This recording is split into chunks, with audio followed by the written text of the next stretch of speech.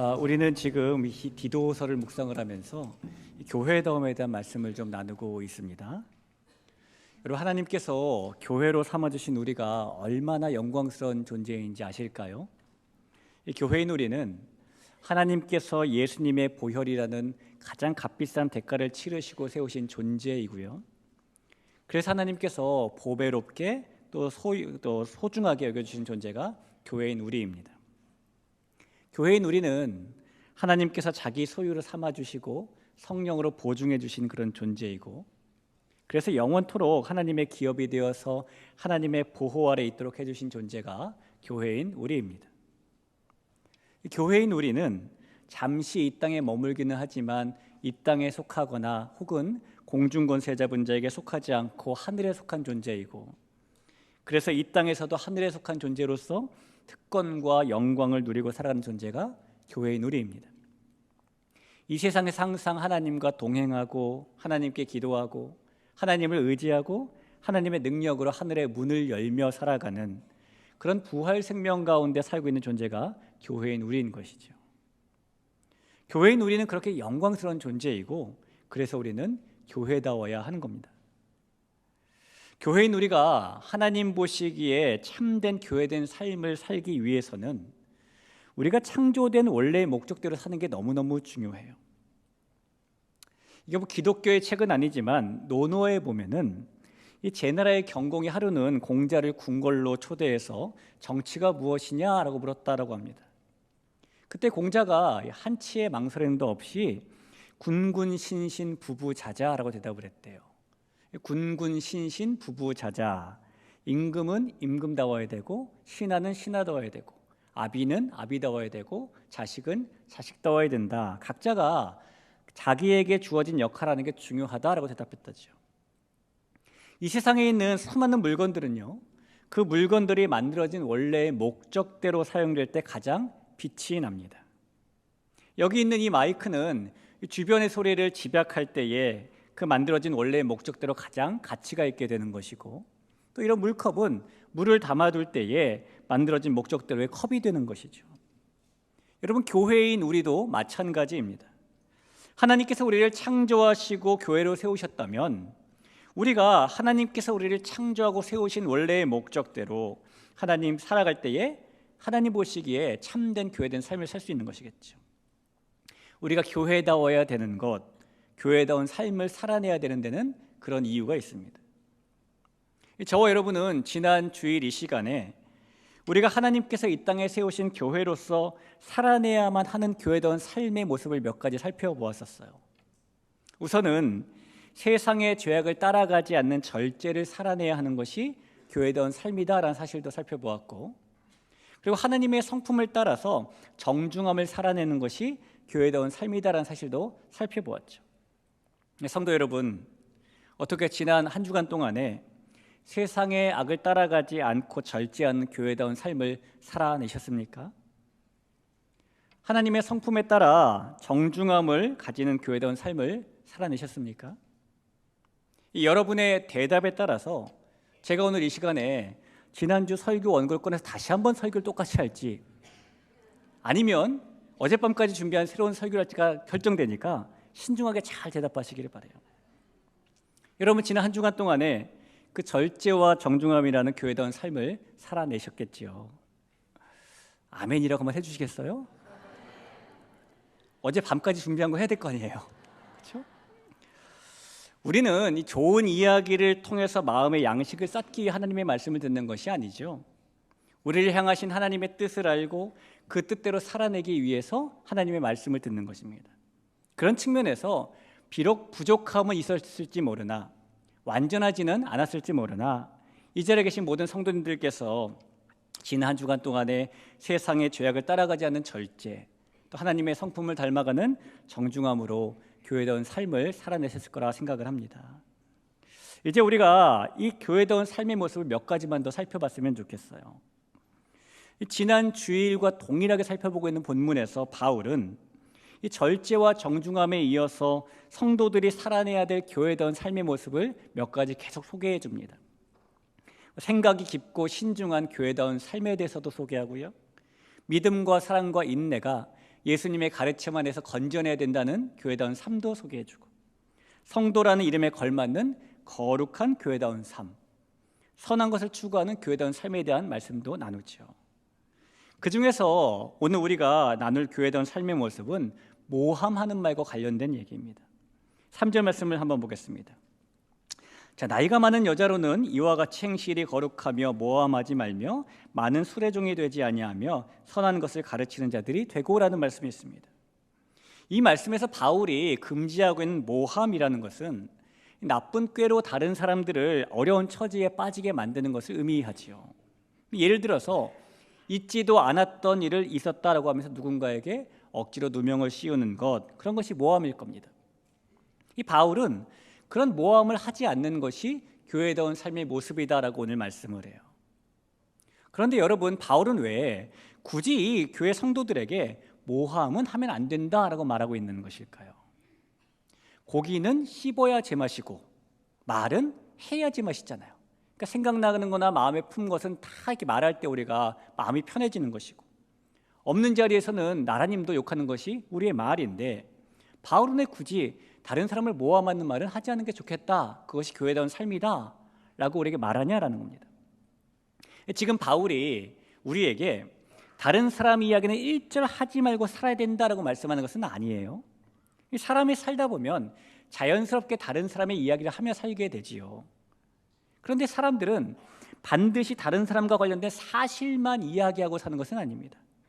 남의 이야기를 하다 보면은 그 이야기가 사실을 넘어서 과장이나 축소가 되기도 하고, 혹은 왜곡이나 변질이 되기도 하고, 혹은 때로는 그 사람을 해치는 모함이 될 때도 있지요. 바울은 다른 사람의 이야기를 하며 살더라도 그런 모함은 하지 말자라고 이야기하는 겁니다. 오늘 바울이 이 교회다운 삶은 모함을 하지 않는 것이다라고 말하는 데는 몇 가지 이유가 있어요. 우리가 그 몇 가지 이유를 좀 만나볼까요? 우선 바울이 모함을 하지 않는 것이 성도가 교회다운 삶을 살아내는 것이다라고 말하는 이유는, 이 모함이라는 것은 사탄이 공동체를 파괴할 때 사용하는 무기이기 때문입니다. 오늘 읽은 디도서 본문에 나오는 모함이라는 말의 신약성경 원어는 디아볼로스라는 단어예요. 여러분, 디아볼로스 많이 들어보셨을 겁니다. 이 디아볼로스라는 단어는 성경에서 모함이라는 뜻 말고도 또 다른 뜻으로도 사용됐는데요, 그 뜻이 뭐냐면 사탄, 마귀라는 뜻이에요. 신약 성경에 디아볼로스라는 단어가 총 37번이 등장을 합니다. 그 중에 34번이 사탄, 마귀를 지칭할 때 디아볼로스라는 단어를 사용해요.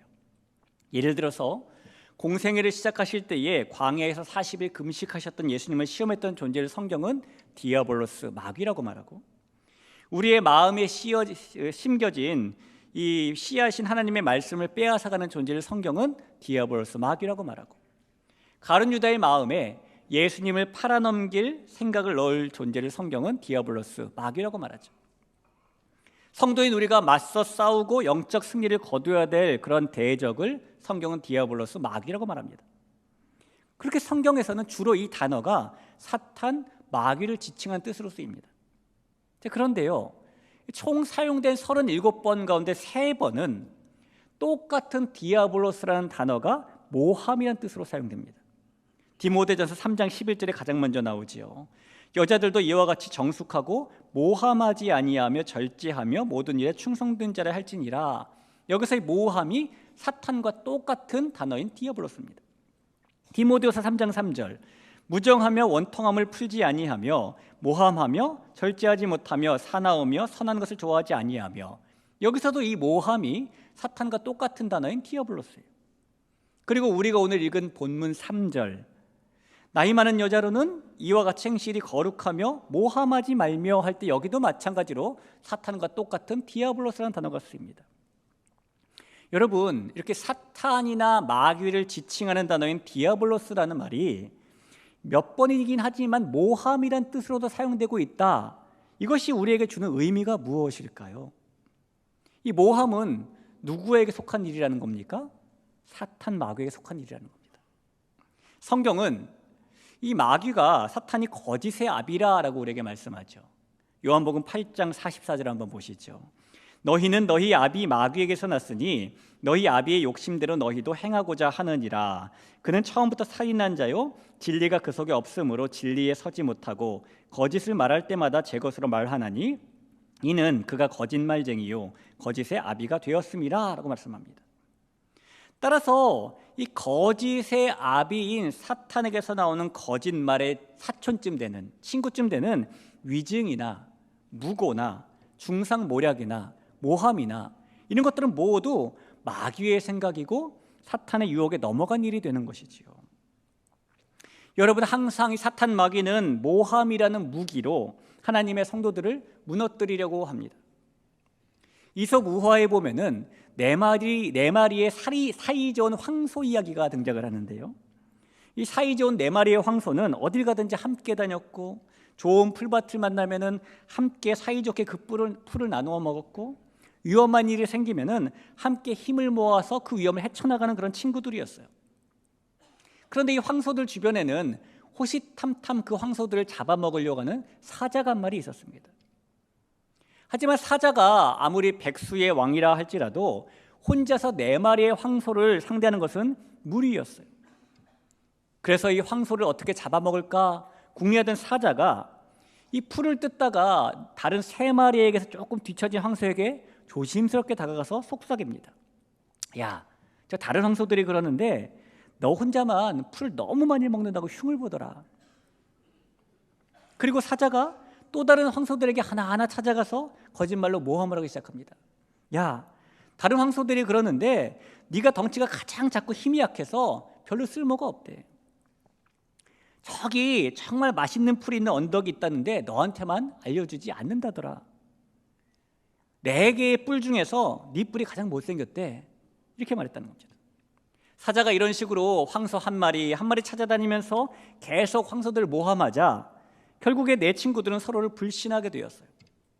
그리고 사이가 틀어진 황소들이 서로를 미워하면서 뿔뿔이 흩어지게 되었답니다. 이솝 우화의 이 이야기는 결국 뿔뿔이 흩어진 4마리의 황소들이 사자에게 차례차례 잡혀먹었다라는 이야기로 끝이 납니다. 여러분, 누군가를 모함하는 것은 이 이야기의 사자처럼 사탄이 우리를 넘어뜨리려고 사용하는 괴계입니다. 사탄은 틈만 나면 모함을 하길 좋아하고요, 틈만 나면 우리가 모함을 하도록 유혹하죠. 이 교회는 하나님께서 예수님을 통해 세워주시고 성령님으로 함께해 주시는 소중한 공동체입니다. 그래서 하나님의 대적인 사탄은 우리가 소중한 공동체에 가지는 것을 별로 좋아하지 않아요. 회방 놓고 싶어 하죠.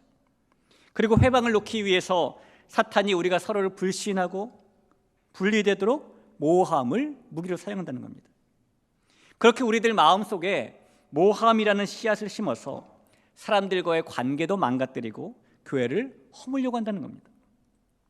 따라서 어떤 명분이 있더라도 어떤 이유가 있더라도 모함한다는 것은 성령의 역사라고 볼 수는 없어요.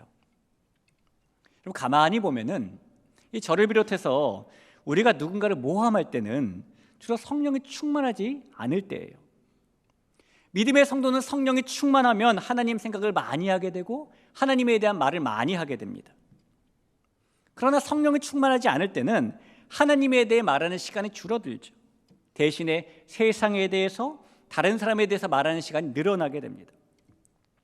특히 성령에 충만하지 않으면 우리가 남을 헐뜯고 비난하고 모함하는 데 쓰는 열정이 무한동력으로 막 뿜어져 나오고요, 그때는 지치지 않는 무한 에너지가 막 우리 안에서 가동됩니다.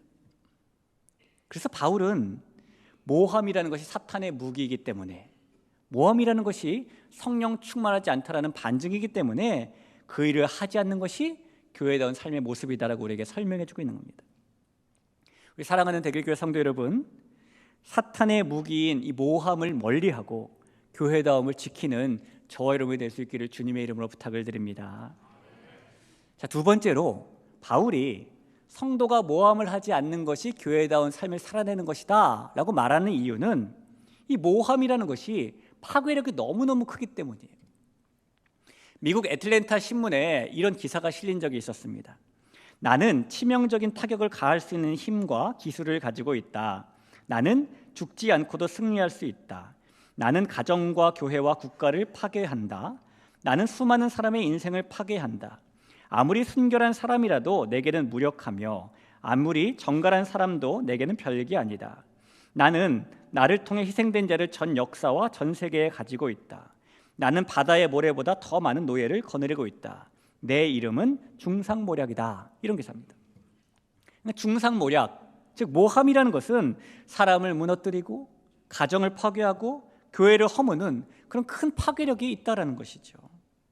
그런데도 많은 사람들은 이 모함을 마치 별것 아닌 것처럼, 마치 깃털보다 더 가벼운 것처럼 생각하고 사용하며 살아갑니다.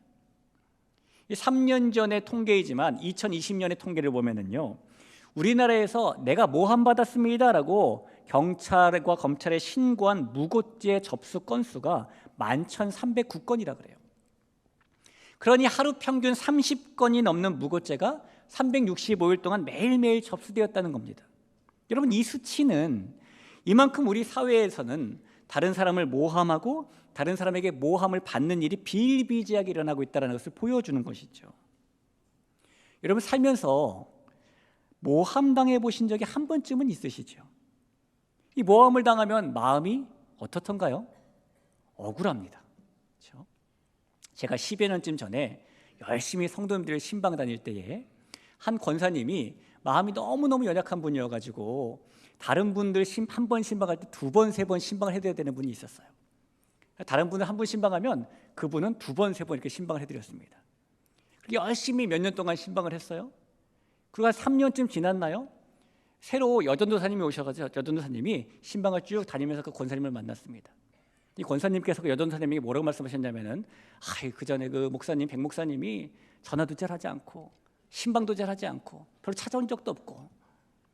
여러분, 제가 우리 교회에도 교족부라는 게 있는데 교족부에다가 신방했을 때마다 뭐 했다고 기록해두지 않았다면은 억울할 뻔했어요. 모함을 당하면 사람은 다 억울합니다. 특별히 가까운 사람에게 모함을 당하면 고통은 배가가 되겠죠. 모함은 사람의 마음을 황폐하게 만들고 파괴시킵니다. 마음을 파괴해서 오랫동안 우정을 지켜온 친구 사이가 끊어지게 만들 수 있는 것이 모함이고요. 세상에 둘도 없는 가족이 종국에는 남남이 되도록 만들 수 있는 것이 모함이고요. 같은 공간에서 일하는 직장 동료를 세상에서 가장 멀리하고 싶은 사람으로 만들 수 있는 것도 모함이고, 오랫동안 구축해온 관계를 한순간에 무너뜨릴 수 있는 것도 모함이에요. 그런 측면에서 이 모함이라는 것은 사람의 마음을 파괴하는 살인과 똑같은 것이고, 그런 살인에 대해서 예수님께서는 이렇게 말씀하셨습니다. 마태복음 5장입니다.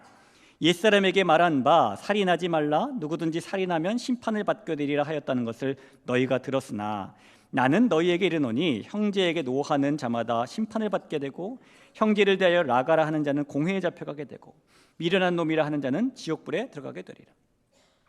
예수님의 제자였던 사도 요한도 동일한 말씀을 합니다. 요한일서 3장 15절에 보면은 그 형제를 미워하는 자마다 살인하는 자니 살인하는 자마다 영생이 그 속에 거하지 아니하는 것을 너희가 아는 바라라고 말하죠. 여러분, 이런 말이 있어요. 도둑질하는 사람은 한 가지 죄를 짓고 간음하는 사람은 2가지 죄를 짓고 모함하는 사람은 3가지 죄를 짓는다라는 말입니다. 모함하는 사람이 3가지 죄를 짓는 이유는, 첫째는 자기 자신에게 죄를 짓기 때문이고, 둘째는 내가 모함하는 그 사람에게 죄를 짓기 때문이고, 셋째는 내가 모함을 전하는 내 말을 듣는 그 사람에게 죄를 짓기 때문이래요. 모함은 그렇게 파괴력이 큽니다. 우리 귀한 성도 여러분, 살인에 버금가는 파급력이 있는, 또 파괴력이 있는 이 모함이 우리에게 교회다운 삶을 방해하는 것임을 꼭 기억하고 멀리하며 교회다움을 지킬 수 있는 우리 모두가 될 수 있기를 다시 한번 주님의 이름으로 간절히 부탁을 드립니다. 자, 3번째로, 바울이 성도가 모함을 하지 않는 것이 교회다운 삶을 살아내는 것이다 라고 말하는 이유는, 모함은 결국 자기 앞길에다가 함정을 파는 것과 똑같은 일이기 때문이에요. 다른 사람을 모함하는 일에 대해서 성경은 이렇게 고발을 하고 있어요. 시편 7편 15절을 볼까요? 그가 웅덩이를 파 만들며 제가 만든 함정에 빠졌도다. 잠언 26장에서도 동일하게 말합니다.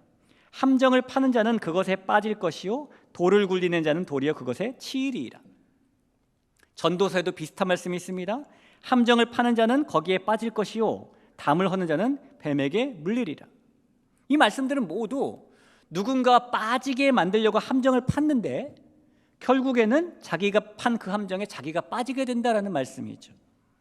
누군가를 괴롭게 하려고 모함을 했는데 결국에는 그 함정에 자신이 빠진다라는 그런 말씀인 겁니다. 여러분, 남을 모함하다가 자기가 팠던 함정에 빠졌던 성경 속의 사람 하만의 이야기를 우리가 너무너무 잘 알고 있죠. 하만은 아하수에로 왕이 총애했던 페르시아의 권력자였습니다. 그래서 날아가는 하늘의 새도 떨어뜨린다는 권력에 있는 하만 앞에서 모든 사람들이 머리를 조아리며 절을 했어요. 하지만 단 한 사람, 유다인 포로 출신인 모르드게만은 하만에게 절을 하지 않았죠. 그것이 하만의 마음에 남았습니다.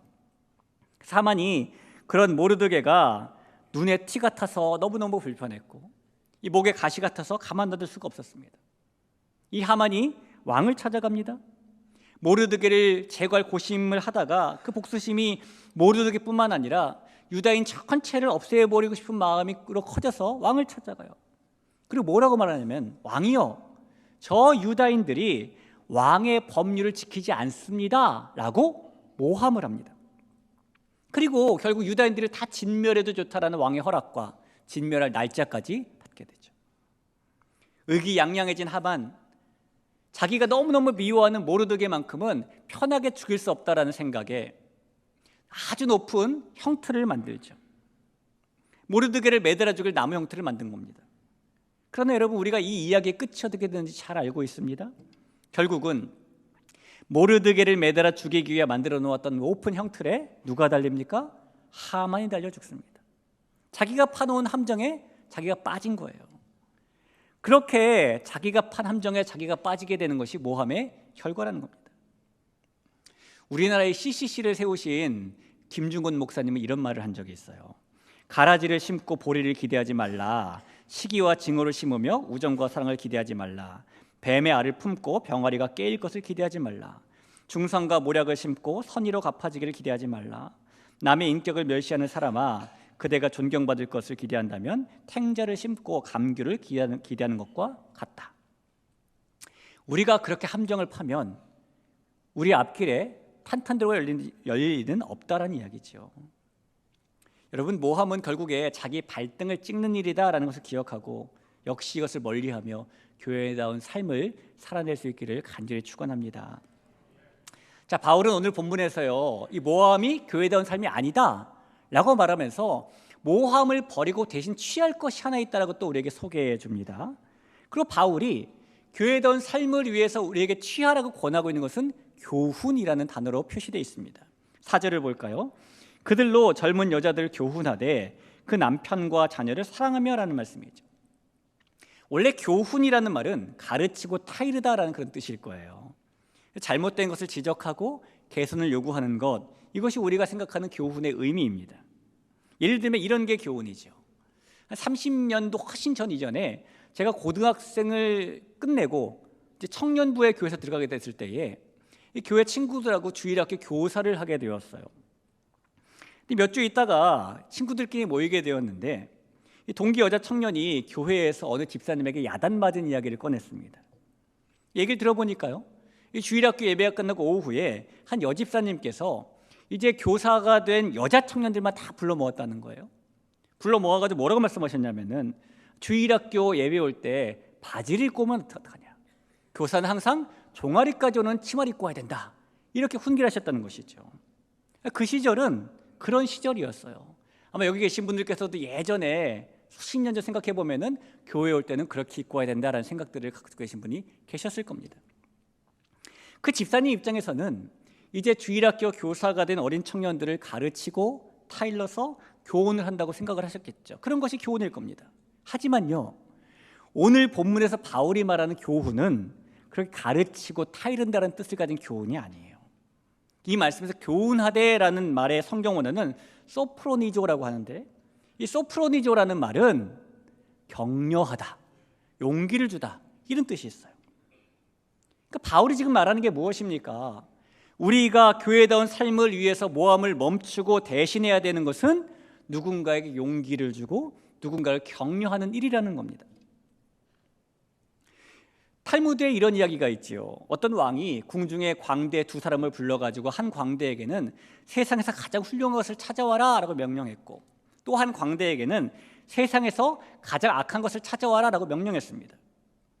그리고 이 두 광대가 세상에 나가서 왕이 명령한 것을 막 찾아 헤매다가 마침내 상자 하나씩을 들고 돌아왔어요. 왕이 먼저 세상에서 가장 훌륭한 것을 찾아온 광대의 상자를 열어봤더니 그 안에 큼지막한 혀가 하나 들어있었습니다.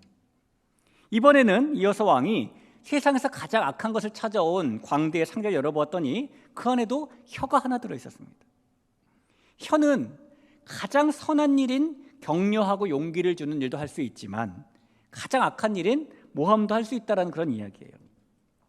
우리가 어떻게 사용하느냐에 따라 달라지는 것인데, 교회다운 삶이라는 것은 격려와 용기를 주는 일을 하는 삶을 말하는 것입니다. 여러분, 사람은요, 훈계를 한다거나 권고를 한다거나 가르침을 한다거나 따끔한 말을 한다거나 그런 말을 통해 세워지지 않습니다. 우리가 지나온 세월들을 되돌아보면은 만약에 훈계나 권고나 가르침이나 따끔한 말 한마디 때문에 우리가 바로 세워진다면 우리 현재의 모습보다 훨씬 훌륭한 사람들이 지금 되어 있어야 돼요. 그렇지 않잖아요. 사람은 그런 것 대신에 칭찬과 격려, 용기를 주는 말을 통해서 세워지는 거예요. 잠언 27장 21절에 분명히 이렇게 말을 합니다. 도가니로 은을, 풀무로 금을, 칭찬으로 사람을 단련하느니라, 사람을 세우느니라, 이렇게 말한다는 겁니다. 우리 대길교회에 사랑하는 귀한 성도 여러분, 격려는 실제로 누군가의 하루를, 누군가의 일주일을, 누군가의 인생을 바꿀 수 있는 큰 힘이 있는 거예요. 사랑합니다, 축복합니다, 이해합니다, 고맙습니다, 수고했습니다, 항상 응원합니다, 당신이 자랑스럽습니다, 당신은 잘하고 있습니다. 그럴 수도 있죠. 멋지십니다, 당신 덕분입니다, 난 당신 편이에요, 함께 이겨냅시다, 우리 조금만 더 힘내요, 당신은 충분히 할 수 있습니다, 당신이 있어서 행복합니다, 괜찮습니다, 다시 하면 됩니다, 정말 잘했어요, 기대가 됩니다, 다 잘 될 겁니다. 여러분, 또 무슨 말이 있을까요? 아마 여러분 많이 찾아낼 수 있으실 거예요. 그렇게 격려를 주고 용기를 주는 말은 참 많습니다. 그런 말로 누군가를 세워주는 것, 용기를 주고 격려하는 것이 우리가 살아내야 될 교회다운 삶임을 잊지 마시길 간절히 부탁드립니다. 우리가 지난주에 이어서 오늘까지 교회다운 삶의 모습 몇 가지를 살펴보았어요. 세상의 악함을 따라가지 않는 절제라는 교회다운 삶, 하나님의 정중함을 닮아가는 교회다운 삶, 모함을 하지 않는 교회다운 삶, 격려로 사람을 세우는 교회다운 삶. 자, 그러면 여러분, 우리는 왜 이렇게 교회다운 삶을 꼭 살아내야 되는 것이죠? 왜 우리는 세상 사람들과 똑같은 모습으로 살면 안 되는 것이죠? 그 이유는 하나님께서 우리를 이 땅에 교회를 세우시고 우리에게 교회다운 삶을 요구하시는 데에는 분명한 이유가 있기 때문일 겁니다. 그리고 바울은 우리가 교회다움을 가지게 하는 또 하나님의 분명한 이유를 이렇게 오늘 본문에서 말씀해요. 5절에서 이렇게 말합니다. 이는 하나님의 말씀이 비방을 받지 않게 하려 함이라. 8절도 이렇게 말합니다. 이는 대적하는 자로 하여금 부끄러워 우리를 악하다 할 것이 없게 하려 함이라. 10절에도 또 한 번 말해요. 이는 범사에 우리 구주 하나님의 교훈을 빛나게 하려 함이라. 우리가 교회다움을 가져야 되는 이유, 우리가 교회다운 삶을 살아야 되는 이유는 그것이 하나님의 복음을 이 세상에 전하는 길이기 때문인 거예요. 아마 여러분 소시적에 읽어보셨던 해밍웨이가 썼던 누구를 위하여 종은 울리나 라는 소설을 보셨을 텐데요. 이 장편 소설은 사실 존 던이라는 성공의 신부가 쓴 시를 모티브로 해서 쓴 소설입니다. 이 시의 내용이 이래요. 나 자신이 이 인류의 한 부분이니 친구의 죽음은 곧 나의 한 부분이 떨어져 나가는 것이라. 그러니 누구를 위하여 종을 울리는지 알아보려 하지 말라. 그것은 곧 너 자신을 위하여 울리는 것이므로. 이렇게 끝납니다. 이 시와 동명의 해밍웨이의 소설이 주는 메시지는 모든 인류는 다 연대되어 있다, 이런 거예요. 그래서 사람이 죽으면 그 당시에는 장례식에서 종을 울렸는데 저 종이 울리면은 누가 죽었나, 누구를 위한 종인가 생각할 필요가 없다는 겁니다. 다 연대되어 있으니까 결국에는 나를 위한 종이라고 생각하라는 겁니다. 여러분, 그런 것처럼 성도인 우리는, 교회인 우리는 하나님과 연대되어 있어요. 그래서 우리가 울리는 교회다운 삶이라는 종은 결국에는 하나님을 위해 울리는 것이고, 또한 하나님께서 찾으시는 사람들을 위해 울려지는 겁니다. 그래서 우리는 하나님을 위해, 그리고 하나님을 모르는 이 세상을 위해 교회다움이라는, 교회다운 삶이라는 종을 울리며 살아야 되는 것이죠. 성도 여러분, 우리는 교회다운 삶을 살아야 될 이유가 분명히 있는 사람들이에요. 하나님을 위해서, 하나님께 돌아올 세상을 위해서 그런 교회다움을 지켜나갈 수 있는 우리가 되길 간절히 소원합니다. 특별히 이 한 주간을 살아가면서 오늘이 주신 말씀처럼 모함의 모습은 버리고 격려의 모습은 가짐으로 교회다운 삶을 살아낼 수 있는, 하나님과 이 세상을 위해 그런 교회다운 삶이라는 종을 아름답게 울려낼 수 있는 우리 모두가 될 수 있기를 주님의 이름으로 축원하며 부탁드립니다.